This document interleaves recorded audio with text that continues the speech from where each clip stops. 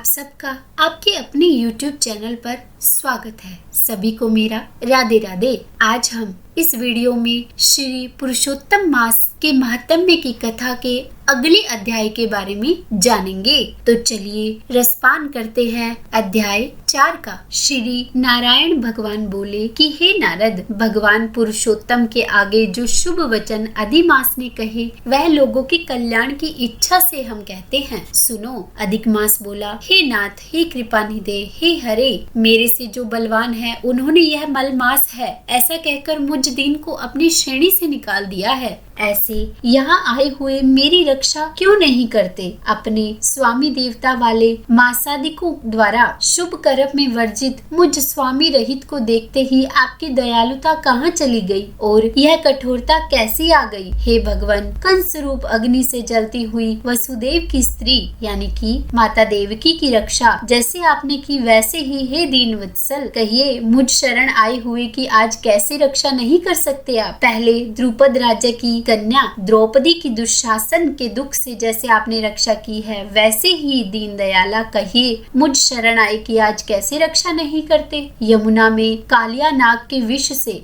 गौए चराने वालों तथा पशुओं की आपने जैसे रक्षा की वैसे ही हे दीन वत्सल, कहिए मुझ शरण आए की आज कैसे रक्षा नहीं करते आप? पशु और पशुओं को पालने वालों एवं पशुपालकों की स्त्रियों की जैसे पहले व्रज में सरपत के वन में लगी हुई अग्नि से आपने रक्षा की तो वैसे ही हे दीन वत्सल, कहिए मुझ शरण आए की आज कैसे रक्षा नहीं करते आप? मगध देश के राजा जरासंध के बंधन से राजाओं की जैसे आपने रक्षा की है वैसे ही दीन वत्सल, कहिए आज मुझ शरण आए की आप कैसे रक्षा नहीं करते? आपने ग्रह के मुख से गजराट की झट आकर जैसे रक्षा की वैसे ही दीन वत्सल, कहिए मुझ शरण आए की आज कैसे रक्षा नहीं करते? तब श्री नारायण भगवान बोले कि नारद, इस प्रकार भगवान को कहकर स्वामी रहित मलमास आंसू बहता हुआ मुख लिए जगतपति के सामने चुपचाप खड़ा रहा। उसको रोता देखकर भगवान शीघ्र ही दयाद्र हो गए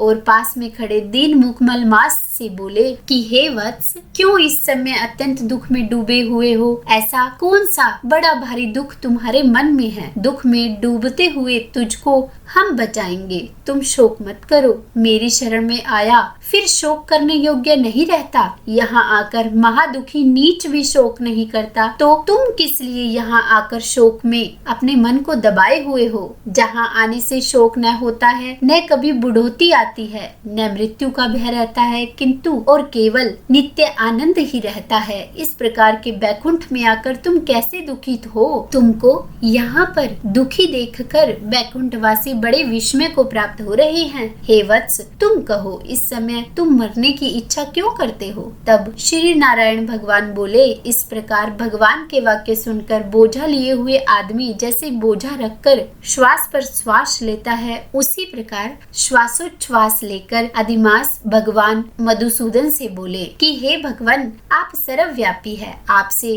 अज्ञात तो कुछ भी नहीं है। आकाश की तरह आप विश्व में व्याप्त होकर बैठे हैं। चर अचर में व्याप्त विष्णु आप सबके साक्षी हैं, विश्व भर को देखते हैं। विषय की सन्निधि ने भी विकार शून्य आप में शास्त्र मर्यादा के अनुसार सब भूत स्थित है। हे जगन्नाथ, आपके बिना तो कुछ भी नहीं है। क्या आप मुझ भाग्य के कष्ट को नहीं जानते? तथापि हे नाथ, मैं अपनी व्यथा को कहता हूँ। जिस प्रकार मैं दुख जाल से घिरा हुआ हूँ वैसे दुखित को मैंने न कहीं देखा है और न ही सुना है। क्षण निमेष मुहूर्त पक्ष मास दिन और रात सब अपने अपने स्वामियों के अधिकार से सर्वदा बिना भय के प्रसन्न रहते हैं। मेरा न तो कुछ नाम है, न ही मेरा कोई अधिपति है और न ही कोई मुझको आश्रय है। अतः क्षणाधिक समस्त स्वामी वाले देवों ने शुभ कार्य से मेरा निरादर किया है। यह मलमास सर्वदा त्याज्य है, अंधा है, गर्त में गिरने वाला है, ऐसा सब कहते हैं। इसी के कारण से मैं मरने की इच्छा करता हूँ, अब जीने की इच्छा नहीं है। ऐसे जीवन से तो मरना ही उत्तम है। जो सदा जला करता है वह किस तरह सो सकता है? हे महाराज, इससे अधिक मुझको और कुछ नहीं कहना। वेदों में आपकी इस तरह प्रसिद्धि है कि पुरुषोत्तम आप परोपकार प्रिय हैं और दूसरों के दुख को सहन नहीं करते हैं। अब आप अपना धर्म समझकर जैसी इच्छा हो वैसा ही करें। आप प्रभु और महान हैं। आपके सामने मुझ जैसे पामर को घड़ी घड़ी कुछ कहते रहना उचित नहीं है। मैं मरूंगा, मैं मरूंगा, मैं अब नहीं जीऊंगा, ऐसा पुनः पुनः कहकर वह अधिमास हे ब्रह्मा के पुत्र चुप हो गया और एकाएक श्री विष्णु के निकट गिर गया। तब इस प्रकार गिरते हुए मलमास को देख भगवान की सभा के लोग बड़े विस्मय को प्राप्त हुए। श्री नारायण बोले, इस प्रकार कहकर चुप हुए अधिमास के प्रति बहुत कृपा भार से अवसन्न हुए श्री कृष्ण मेघ के समान गंभीर वाणी से चंद्रमा की किरणों की तरह उसे शांत करते हुए बोले। सुत जी बोले, हे विप्रो, वेद रूप रिद्धि के आश्रित नारायण का पापों के समूह रूप समुद्र को शोषण करने वाला बड़वानल अग्नि से समान वचन सुनकर प्रसन्न हुए नारद मुनि पुनः आदि पुरुष के वचनों को सुनने की इच्छा से बोले। अब जो कुछ भी आगे हुआ उसके बारे में हम अगले अध्याय में जानेंगे। तो बोलिए श्री कृष्ण भगवान की जय। अगर आपको यह कथा पसंद आई हो तो लाइक जरूर कीजिएगा और अगर आप मेरे चैनल पर नए हैं तो सब्सक्राइब करना बिल्कुल भी मत भूलिएगा।